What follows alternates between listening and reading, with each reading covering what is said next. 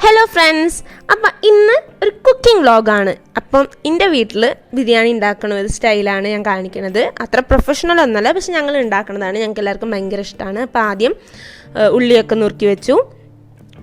Chicken കഴുകിയെടുത്തതിന് ശേഷം അതിലേക്ക് മഞ്ഞൾപ്പൊടിയും ഉപ്പ് കല്ലുപ്പാണ് ആഡ് ചെയ്യാറ്. അമ്മയ്ക്ക് അതാണ് താല്പര്യം. എന്നിട്ട് നാരങ്ങ നീര് ഒഴിച്ച് പുരട്ടി വെച്ചു.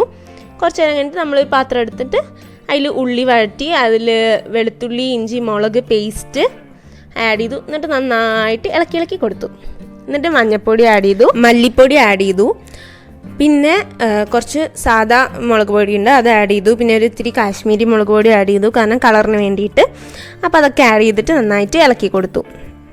അതിന് ശേഷം ചിക്കൻ മസാല ആഡ് ചെയ്തു. മസാല അധികം എന്ന് വെച്ചാൽ നമ്മുടെ ചിക്കന് കുറേ മസാല നമ്മൾ എടുക്കണില്ല, ഒരു പാകത്തിനുള്ള മസാലയാണ് ഇവിടെ എല്ലാവർക്കും ഇഷ്ടം. അപ്പോൾ അതിനനുസരിച്ചിട്ടാണ് നമ്മൾ മസാല ഇടുന്നത്. അപ്പോൾ എല്ലാവരും അവരവരുടെ അളവിന് വേണ്ടിയിട്ട് എത്ര വേണ്ടിച്ചാൽ അതിനനുസരിച്ച് ഇടാം. പിന്നെ തക്കാളി ആഡ് ചെയ്തു. ഞാനങ്ങനെ കിച്ചണിൽ കയറുന്ന ഒരാളല്ല, ഒന്നാമത് ഇവിടെ ഇല്ലല്ലോ, ഞാൻ ഹോസ്റ്റലിലല്ലേ. അപ്പോൾ ഇന്നിപ്പോൾ വീഡിയോ എടുക്കേണ്ടതുകൊണ്ട് ഞാൻ നമ്മുടെ കൂടെ നിന്ന് ചെറുതായിട്ട് ഇളക്കിയൊക്കെ കൊടുത്തു. അപ്പോൾ ആ മസാലയൊക്കെ അതിന് ശേഷം നമ്മൾ മാരിനേറ്റ് ചെയ്ത് വെച്ചിരിക്കണ ചിക്കൻ അതിലേക്ക് ആഡ് ചെയ്തു. എന്നിട്ട് നന്നായിട്ട് ഇളക്കി കൊടുത്തതിന് ശേഷം അത് അടച്ചു വെച്ചു.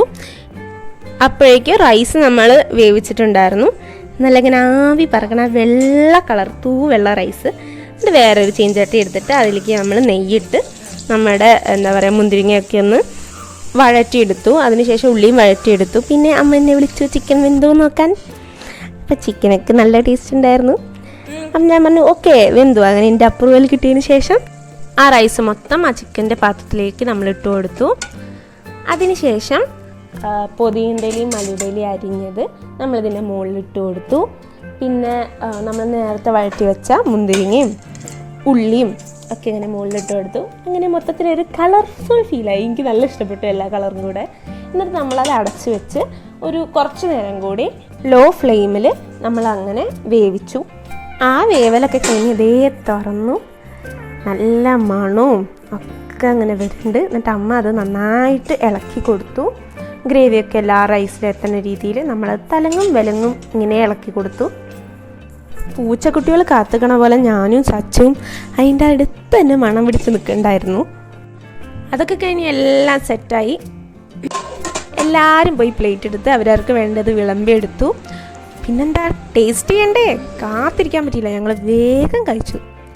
ഞാനതിങ്ങനെ കുഴച്ച് ഒരു വായ എടുത്ത് വായിൽ വെച്ചു.